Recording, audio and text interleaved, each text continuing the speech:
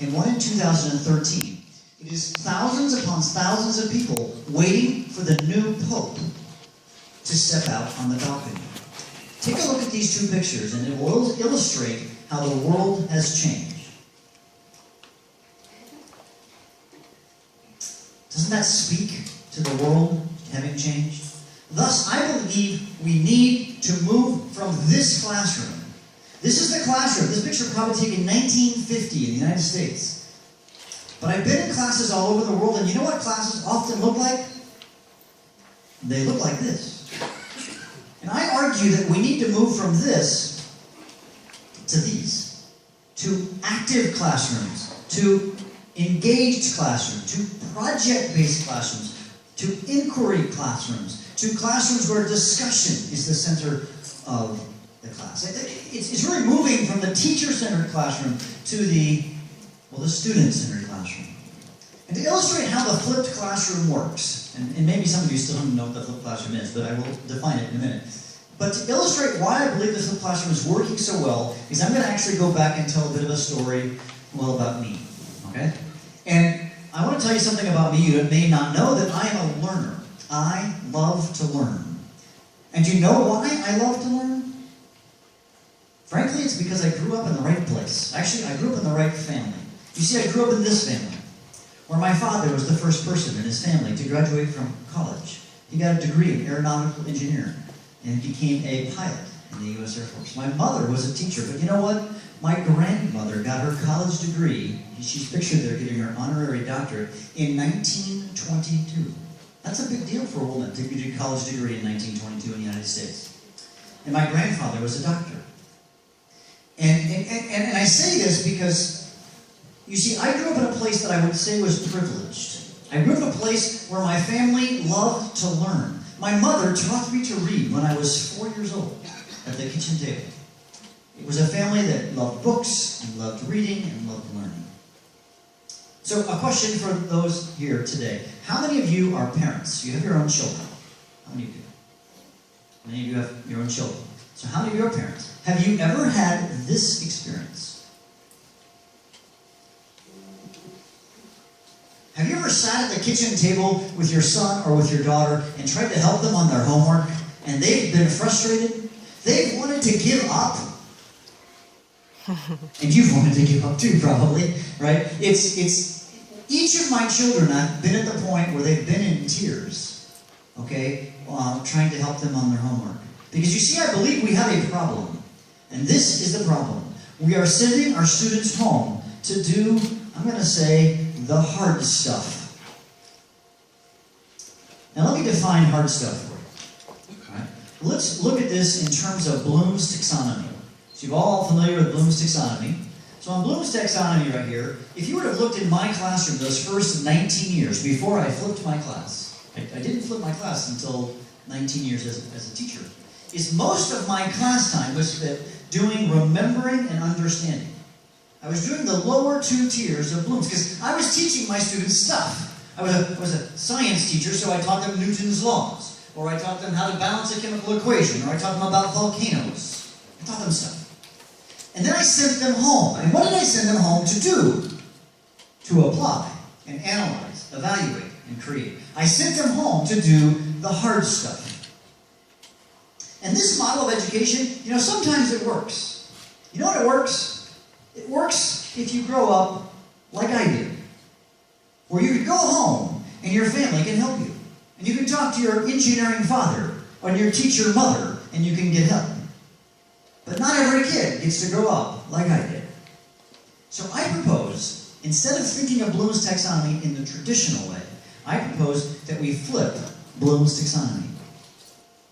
And instead of class time being used for remembering and understanding, I argue you use class time for the hard stuff, for application, for analysis, for evaluation, for creation. And this is why the flipped classroom, I believe, is working so well across the world.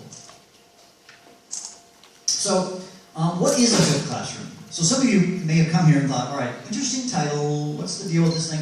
What is the flipped classroom? And I think to illustrate that, we're going to just watch a quick video clip where Aaron Sams speaks to the flipped classroom. Aaron Sams and I were two teachers who were teaching next to each other in a small town in Colorado, and he explains the flipped classroom quite well. So let's watch a quick video.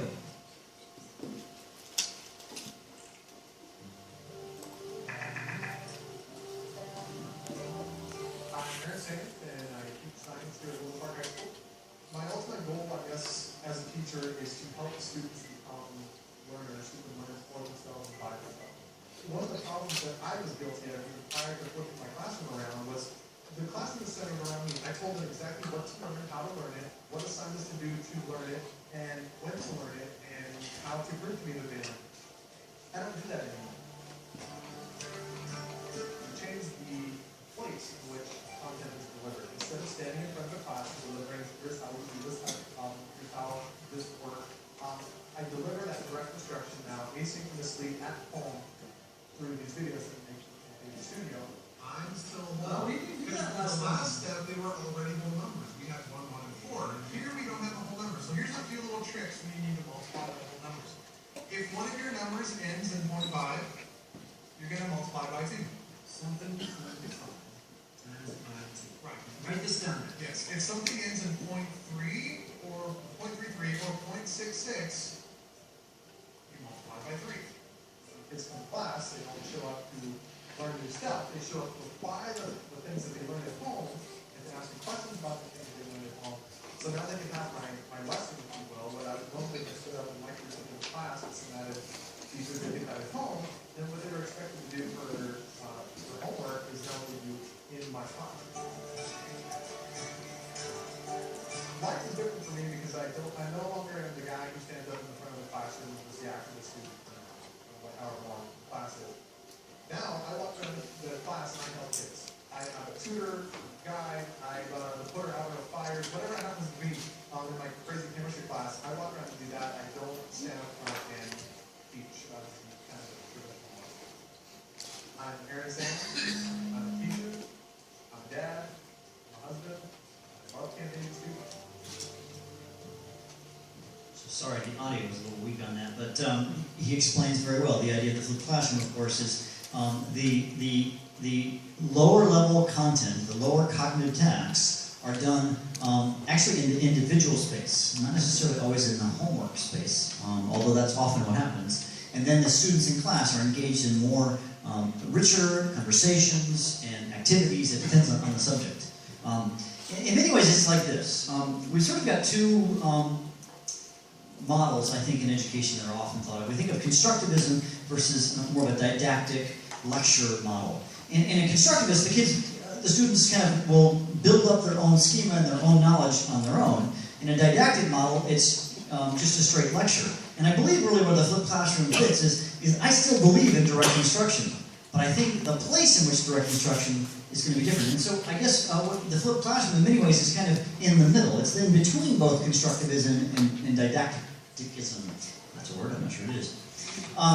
But let me also now address what I would say are the two biggest questions I always get about the flipped classroom. Well, it sounds like a great idea, John, but and number one, they say, what if students don't have access to the technology? They don't have a device. You know what? We did this in 2007. And our students, you know what? Didn't have devices. All right. Oh, wait. Some of them did. So as it turns out, we had 25% of our students with no internet at home in 2007. And so we had to solve this problem. So number one, we had students who had iPods back in the day, and they would bring their iPods to school, and we would connect them to our computer, and we would download the videos onto their iPod. Some students had phones. These were not smartphones back in 2007. They had, I think we'd call them dumb phones. But they had phones, and there was ways to get the videos on there using micro SD cards. And then there were also some students who had none of those, but you know they had one thing. They had one device at home. Every student had this device. It's called a television. And a television plays videos, so we burned the videos onto DVD so students who did not have computer devices could watch the videos. So we were able to solve that problem for all of our students. And then sort of the other big question that's always asked is, what if the students don't do the work?